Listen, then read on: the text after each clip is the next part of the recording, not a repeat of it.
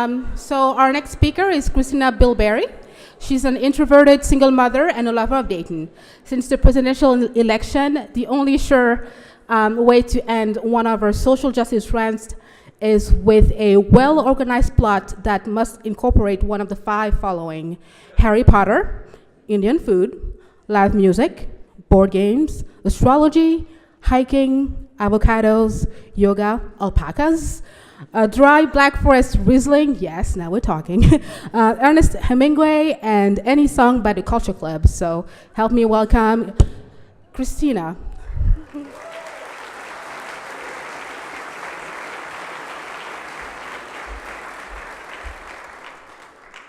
I'm super nervous, so like most African Americans, I came from a matriarchal family. This is my mom. She was a single mom raising my older sister in the 1970s, early 1970s. She has a commanding presence like Joan Crawford. My name is Kristina, okay? And she taught me to get the job done. And then she met this gentleman. This is my dad. He relocated from Louisiana to Ohio in 1972. This picture was taken in 1973. He has a BS in architecture, very laid back, and taught me to always follow my dreams. They're just so handsome and pretty. I love them. I had a happy childhood growing up. At times I felt trapped by circumstances. I was either a little too short, too young, or too, I couldn't do everything I wanted to do. And then as I grew up, I realized I was either too dark, too fair, too skinny, too Catholic, too feminine, too happy, too black. It's like, okay, really, okay. Some people have said that I lived a privileged lifestyle because I went to private schools, because I had two parents in my home, because we had huge Christmases. My parents paid a small part, of my college tuition, and I grew up in Trotwood, which amazingly was known as the rich black suburb. I didn't think that. But anyway, but yet today I still struggle with student loans. I have, an actual career. I can't say that I like it. No matter what I do, I can't even get a job at UD as an alum. I am gainfully employed. The truth is, my mother worked really hard to provide a head start, a leg up, and every advantage that my sister and I would need as a little black girl growing up in this country. We weren't spoiled. We were rewarded for a job well done, good grades, and good behavior. Then, in the fluorescent 1980s, my sister was my Molly Ringwald. She was my Ally Sheedy. She was my Jamie Lee Curtis. But as much as I worship John Hughes, it never occurred to me until recently that his movies always addressed class and economic issues, but not necessarily race issues. As I entered school-age years, I attended Downtown Christian's Children's Development Center at First Baptist Church next to the downtown YMCA. My reality was diversity, educational inclusion.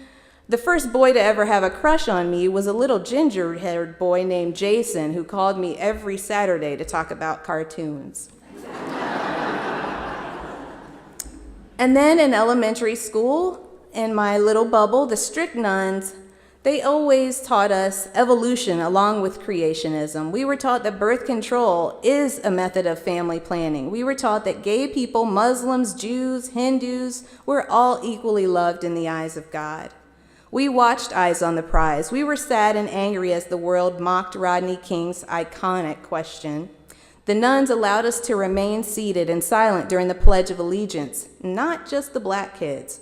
They understood the phase where we replaced our surnames with an X on our homework.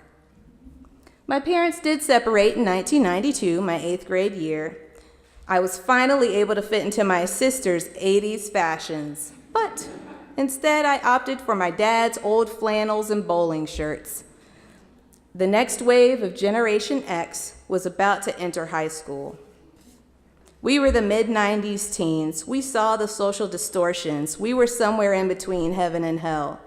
Girls who had abortions, they weren't expelled. Girls who gave up their children for adoptions, those kids were adopted by our teachers.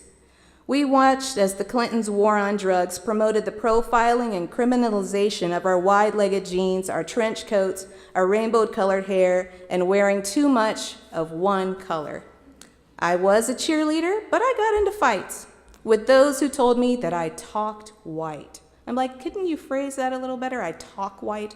While defending shy male friends who, chose poetry and art over football or soccer.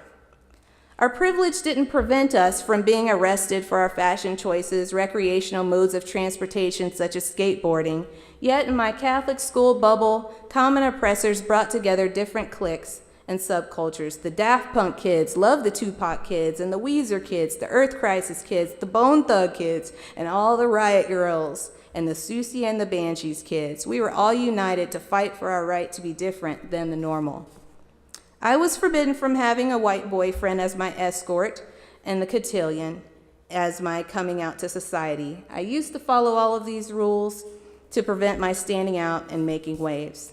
As the mother of an 11-year-old revolutionary and future feminist, I shield her from the news and my personal political conventions.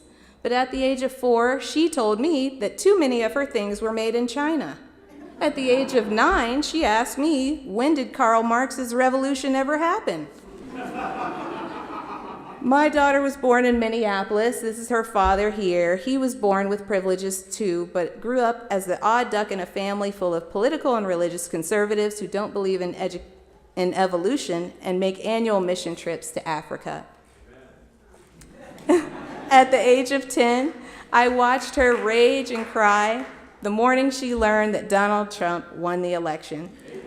Like too many other children around her age, her independence, introversion, refusal to conform, and extremely high cognitive ability, doctors want to tell me that she's on the autism and Asperger spectrum.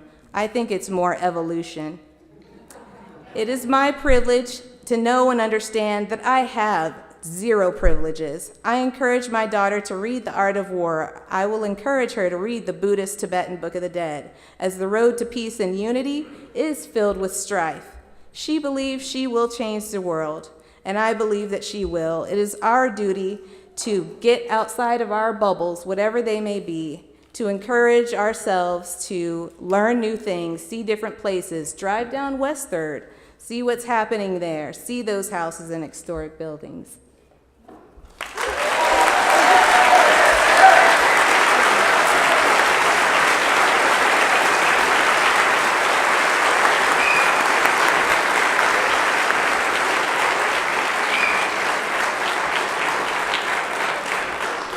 Wow, that was wonderful, Kristina. And if you don't mind, can we grab a glass of Riesling one time and hang out with your daughter? I'd love that.